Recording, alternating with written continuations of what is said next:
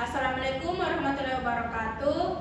Kami akan mempresentasikan tentang metode pengembangan sistem organisasi semansa. Alangkah baiknya kami memperkenalkan diri terlebih dahulu. Kenalkan, nama saya Anissa Tanti dan teman saya. Perkenalkan, nama saya Dewi Citra Ramadhani. Saya Jemima Intan Pratiwi. Nah, materi pertama akan dibawakan oleh Dewi Citra Ramadhani.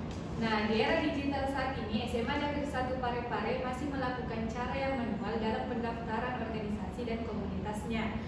Nah, seperti penggunaan formulir kertas dan brosur. Hal ini kurang efisien dan rawan kehilangan data. Oleh karena itu, dibutuhkan sistem informasi berbasis web agar dapat memudahkan pendaftaran organisasi, menyediakan informasi tentang organisasi, dan memberi rekomendasi komunitas lewat kuesioner interaktif, serta mengatur data keanggotaan secara otomatis. Nah, ada pun rancangan flow map sebelum sistem. Nah, pada proses ini, pendaftaran organisasi atau komunitas di SMA Negeri 1 Parepare masih dilakukan secara manual, dan di mana prosesnya dimulai dari pengurus memperkenalkan komunitasnya. Kemudian, jika siswa baru tertarik untuk masuk ke komunitas atau organisasinya, maka siswa tersebut akan menerima brosur dan mengisi formulir pendaftaran. Nah, setelah itu, formulir tersebut akan diperiksa oleh pengurus. Nah, siswa akan mengajukan permohonan untuk masuk ke dalam grup. Nah, setelah itu, pengurus akan menyetujui permintaan tersebut dan siswa akan dimasukkan ke dalam grup.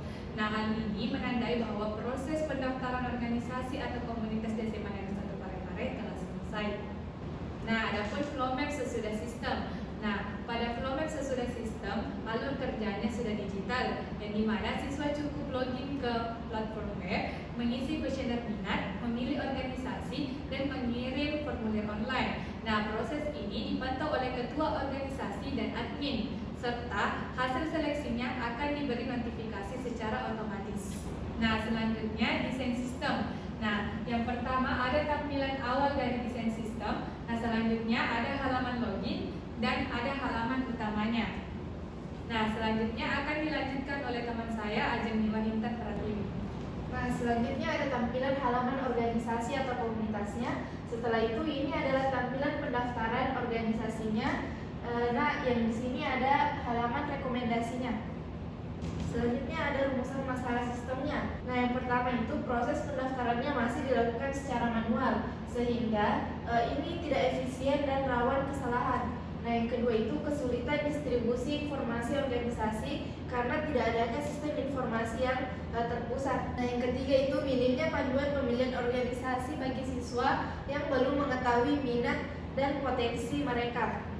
Nah, yang keempat itu manajemen data yang tidak terstruktur yang menyulitkan ketua organisasi dan pembina dalam menyimpan, memantau, dan merekap datanya.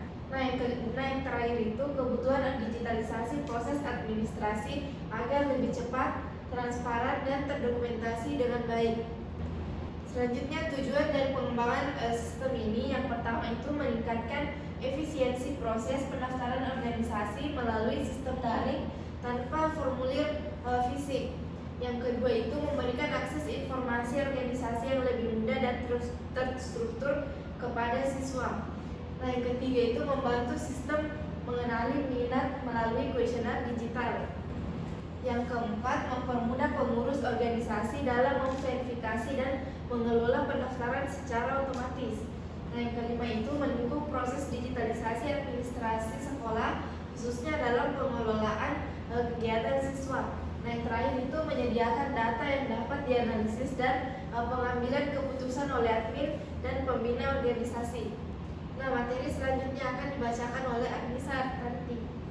Nah, selanjutnya ada metode pengembangan sistem. Pada metode pengembangan sistem informasi pendaftaran di SMA Negeri 1 Parepare, kami menggunakan dua metode, yaitu metode Agile, Scrum, dan Prototyping. Kami menggunakan dua metode ini karena keduanya merupakan kombinasi untuk kebutuhan sistem yang dinamis karena melibatkan banyak pengguna dan membutuhkan umpan balik cepat terhadap fitur dan antarmukanya.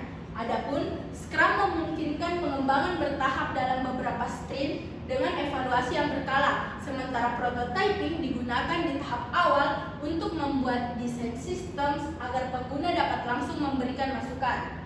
Scrum sendiri mengelola proses secara terstruktur, sedangkan prototyping akan memvalidasi tampilan dan fungsi sistem sejak dini. Nah, selanjutnya ada langkah-langkah penyelesaian metode. Kami menggunakan dua metode, yaitu Scrum dan prototyping. Adapun langkah awal yang akan kami lakukan yaitu pengumpulan kebutuhan dan backlog, di mana kami melakukan wawancara kepada stakeholder seperti ketua OSIS, siswa, dan pembina. Kemudian kami akan mencatatnya dalam produk backlog. Yang kedua ada pembuatan prototipe awal. Tim kami akan membuat prototipe mockup UI UX awal seperti login, halaman utama, dan formulir pendaftarannya, kemudian akan memvalidasi penggunanya. Kemudian ada sprint planning, di mana di sprint planning ini fitur akan dikelompokkan dan dijadwalkan dalam sprint berdasarkan prioritasnya. Selanjutnya ada implementasi sprint. Di sini kami akan menggunakan pengkodean dan pengujian yang dilakukan secara bertahap sesuai dengan validasi prototipe.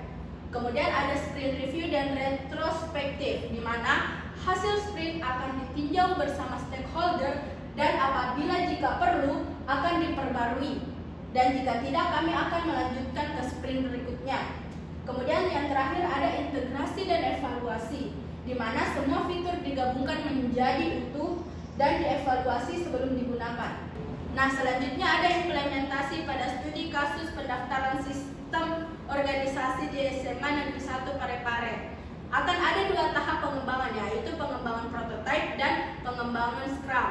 Di mana pada tahap pengembangan prototyping kami akan membuat desain awal UI-nya seperti halaman login, halaman daftar organisasi, kuesioner, serta halaman pendaftaran. Hal ini agar membantu siswa memahami alur sebelum fitur dikembangkan. Adapun pada tahap Scrum akan terdiri dari beberapa sprint. Sprint yang pertama, kami akan fokus pada login dan dashboard-nya. Kemudian sprint yang kedua pada fitur kuesioner dan pemilihan organisasinya. Sprint yang ketiga akan mengembangkan bagian pendaftaran dan notifikasinya. Sprint terakhir akan melibatkan pengelolaan laporan dan integrasi seluruh fitur. Pada tahap Scrum sendiri, kami tidak akan berpindah antara sprint satu dan sprint berikutnya jika sprint yang awal tidak disetujui oleh pihak stakeholder. Terakhir, ada kesimpulan. Kesimpulannya yaitu metode Agile Scrum dan metode prototyping dipilih karena sistem bersifat dinamis dan sesuai dengan pengalaman penggunanya.